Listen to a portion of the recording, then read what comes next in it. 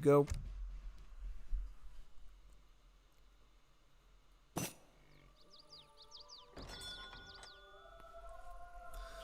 Get this off here. Very good. So, we got OnlyBaus doing Artemans and Yukietti as the Germans here. Jawohl. So I think it's our first Germany of the night, which should be pretty interesting. I've seen a lot of fascinating Germany builds over the years with different people from the House of the Trading Post community and so forth. So Germany, to me, pretty flexible civ with a lot of different tricks up their sleeve. Obviously, their biggest advantage is the fact that they get free hand cab with every card in H2 and beyond, so yep, that's always something to look out for. And then from there, they get obviously a very special roster in their own with the war wagons, with the doppels. So obviously their scrims are pretty reliable, so they can do that. And then from there, they can potentially go all mercenary, they can go all native warrior. It really depends. It really depends on what their deck is set up to do, and they can do a number of very spicy builds. We'll have to look at this deck very carefully to see what exactly this German player has in store for us here. Should be pretty interesting, to say the least.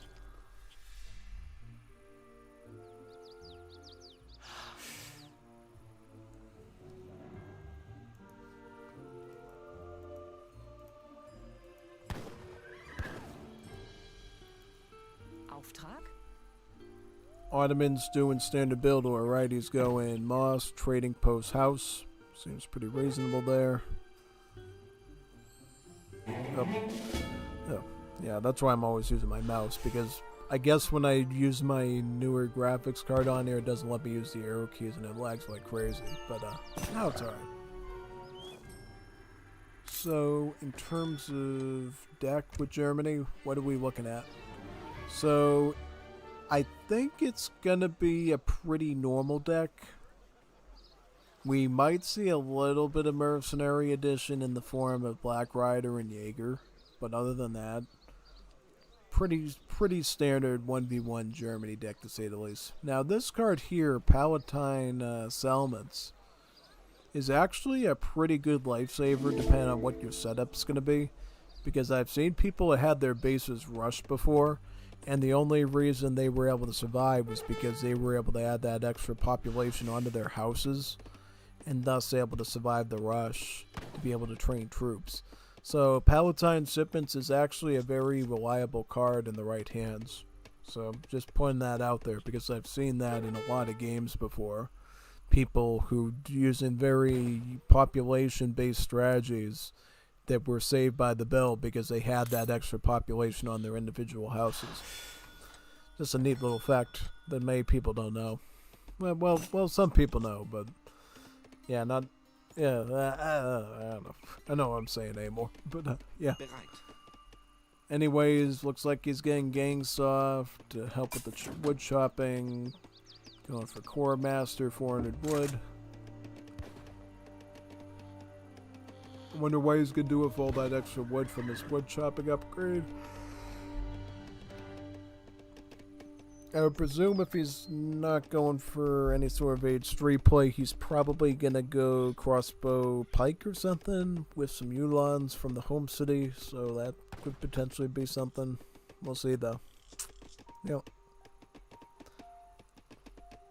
He is going for a TP, so that's why he ended up going with all of that wood upgrade at the market, just so he could get a TP down, maybe even two. We'll see.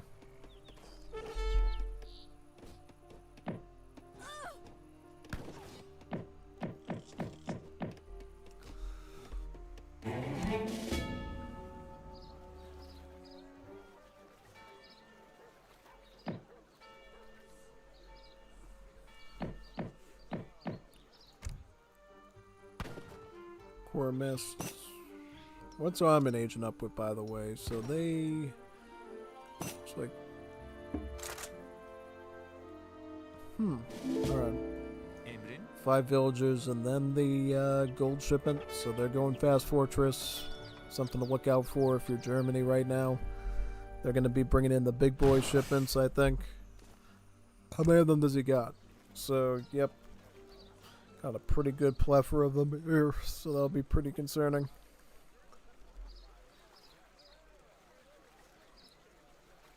He also has a sublime port, just like another admin did today. So you can basically trade all the food for more wood, and then get a bunch of infrastructure up, which is pretty nice.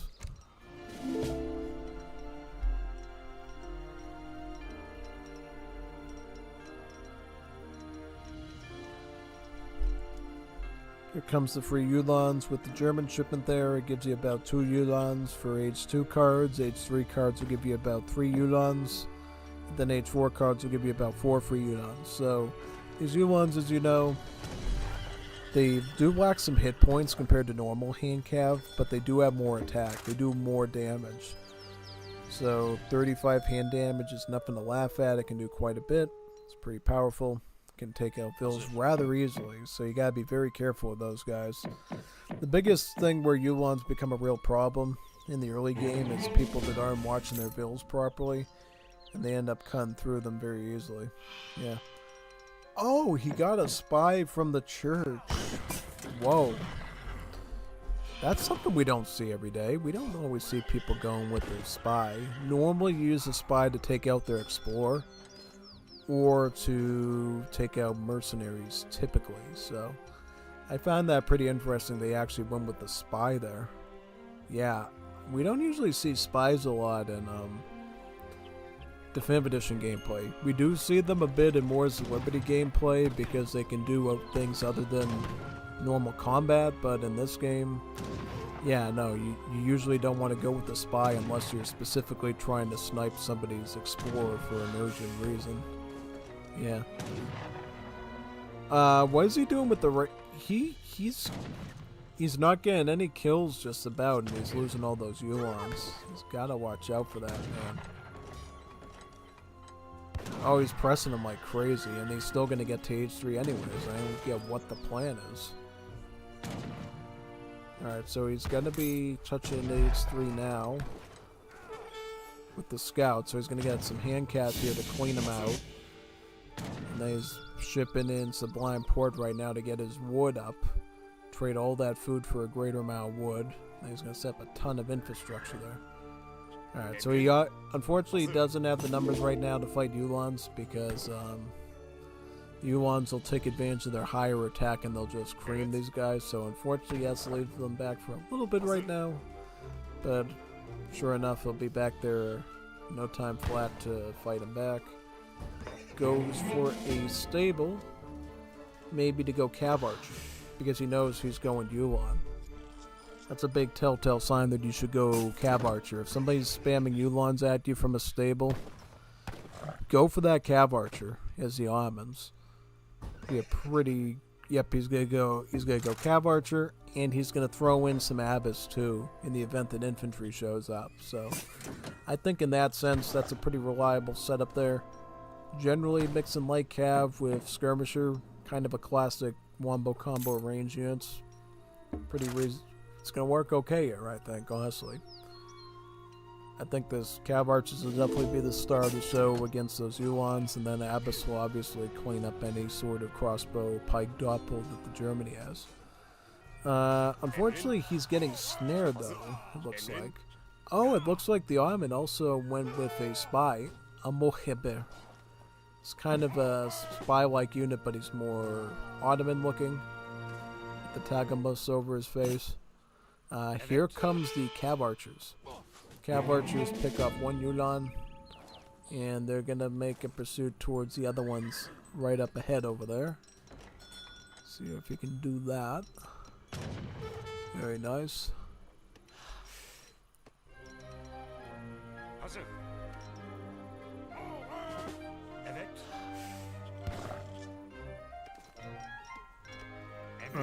Let's see here. Take out that settler. Nope, just barely missed it. Does that Yuan though? Alright. As long as he can keep the Yulons away from his vills, I think the Cav Archers are already serving a good use. That being said, the Germany made it to H3 now, and they are going to be able to make skirmishers. So they already got 5 right here. Actually, 8 of them from the 8 skirmisher shipment right there. They're training up 5, and then they can queue up more. Ulons are going to be upgraded to veteran upgrade. He is going to switch to war wagons because he knows now that his opponent is going skirmisher dragoon with the cav archers and the abyss, so he's going to meet that with skirmisher war wagon. And obviously he has all those free veteran upgraded Ulons right there ready to go to gain an edge against the abyss if need be.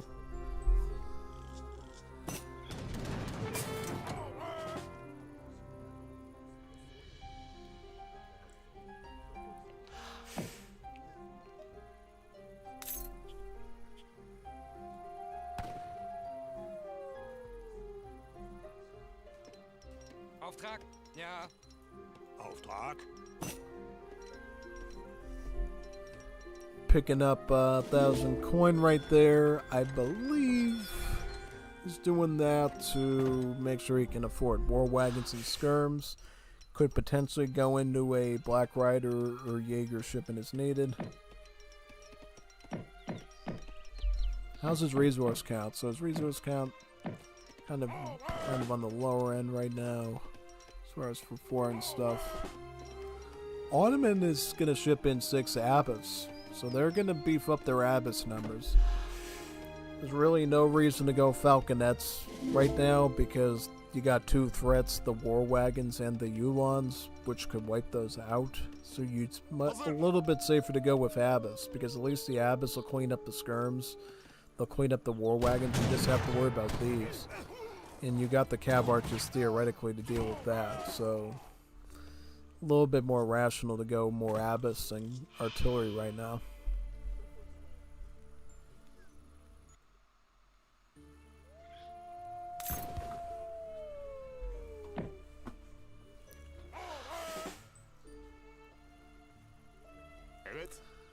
I like how he's going ahead in stealth with the Mohiber as well. This is very good use of a stealth unit. So that way he knows the positioning of the war wagons and he can pick them off. Oh, so the German also goes with the priest. Very interesting choice. Probably looking for longevity of his troops. Oh, man, I even see that. Looks like Germany went with 3 Falconets trained right out of the foundry. Ooh, that's going to be a nice advantage for him because now you got to worry about the artillery now, right? I mean, obviously Ottomans can ship in 2 Falconets from the home city, so they can offset that a little bit, but still, now you got a real problem there. Let's see if maybe he can accumulate enough troops to stave off Germans enough till he can get some Falconets of his own from the home city.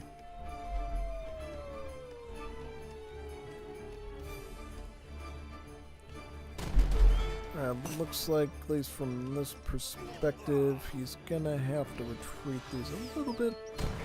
The Cav Archers do their work there and start plowing into all the units. Very nice.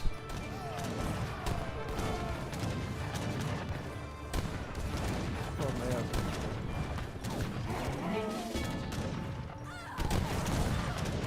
Oh, he went culverins, even better. That's even better with this round. We got culverins here. Those will counter the Falconets very easily. Yep, one shot that. Other one's into retreat now. Was able to turn that around rather quickly. This one's almost dead. Like, it only takes like a couple shots of a Cav Archer to take out that one. So he really is on 1 Falconet right now. This one's only as useful as it's basically ignored by his troops. Look at all the Cav Archers there trying to clean up these war wagons.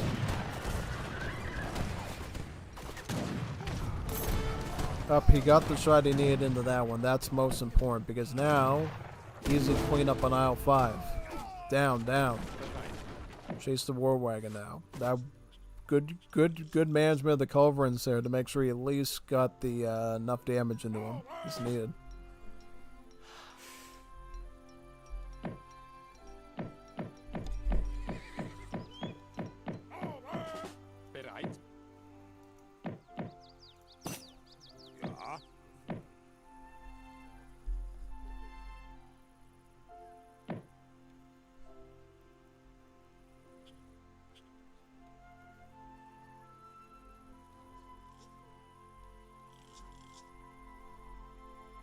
Alright, so you ones are going to lead the way down here.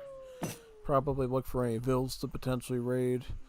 Good thing for Robin, he's got a town center nearby there to save those vills. That's very useful. The thing I don't like for the German, though, is if he does his attack down here, Ottomans could come behind you at this position here and force you in and surround you. That's why he's kind of pulling out from that position, because he wants to be in a more favorable offensive or defensive position. Germany will be putting up a town center in this spot, which is almost done. This will give them a bit of map control on the corner here to get this mine done. Ottomans are still going Cav Archer Abyss. Germany's and a ton of new skirmishers. They're actually shipping in 7 more right now, looks like.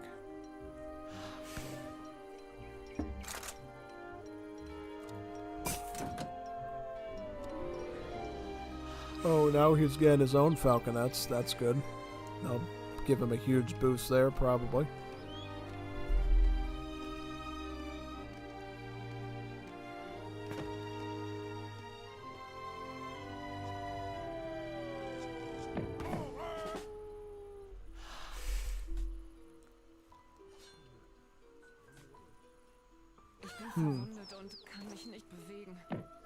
Oh yeah, I forgot about this tool. It makes it a bit easier to scroll.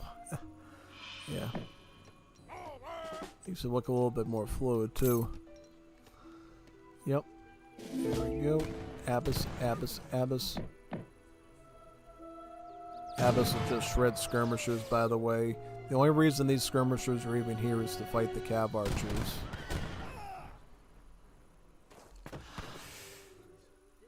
Got 2 falconets now, trained out of his foundry, but unfortunately for him, the Ottomans shipped in 2 falconets of their own, so now it's going to be on more even footing in that regard. Now, let's see how this battle goes out, because this battle will decide the match, I would say. Whoever loses too much stuff will probably lose this outright. I like how he's rolling his falconets in bombard mode, looking for the perfect strike. So he hits a skirm there, forces those falconets into retreat.